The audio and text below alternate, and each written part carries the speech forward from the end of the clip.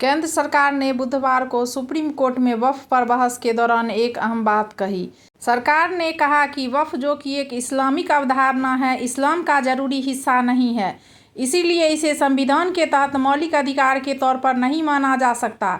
सरकार वक्फ संशोधन अधिनियम 2025 की संवैधानिक वैधता को चुनौती देने वाली याचिकाओं के जवाब में यह बात कह रही है।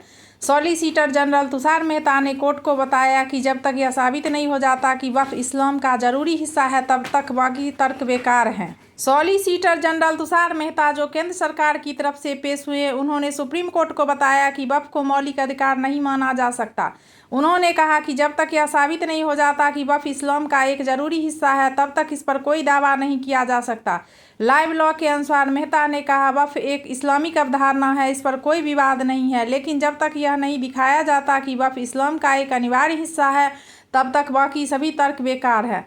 मेहता ने अधिनियम का बचाव करते हुए अपनी बात शुरू की। उन्होंने कहा कि किसी भी व्यक्ति को सरकारी जमीन पर दावा करने का अधिकार नहीं है, भले ही उसे वक्फ बाय यूजर सिद्धांत के तहत वक्फ के रूप में कैटेगराइज किया गया हो। वक्फ बाय यूजर का मतलब है कि अगर कोई जमीन लंबे समय से धार्मिक या दान के काम के लिए इस्तेमाल हो रही है, तो उसे वक्फ घोषित कर दिया जाता है।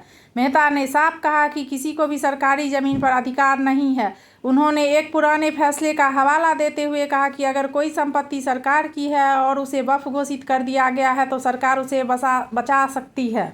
मंडल ने आगे कहा, वक्फ बाय यूजर मौलिक अधिकार नहीं है, इसे कानून द्वारा मान्यता दी गई थी। फैसले में कहा गया कि अगर कोई अधिकार विधायी नीति के रूप में दिया गया है, तो उसे अधिकार को हमेशा वापस लिया जा सकता है।